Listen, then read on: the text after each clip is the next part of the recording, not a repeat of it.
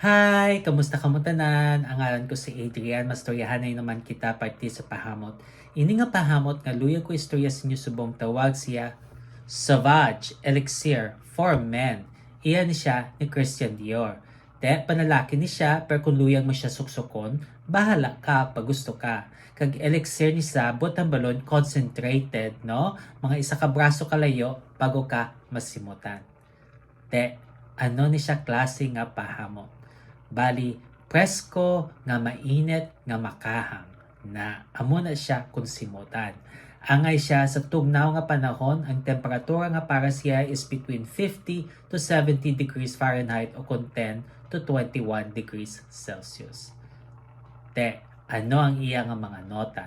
For the top, we have nutmeg, cinnamon, cardamom, kag grapefruit na tatlo kalain-lain nga spices kahatag siya nga pagkakahang. For the mid, we have lavender. Amo na siya gahatag siya nga presko nga hamot ang lavender. Kag for the base, we have licorice, sandalwood, amber, patchouli, kag Haitian vetiver. Na ang licorice gahatag pagit siya pagkatamis nga jutay lang kag pagkakahang. Kag amber nga gahatag siya nga pagkainit kung simutan.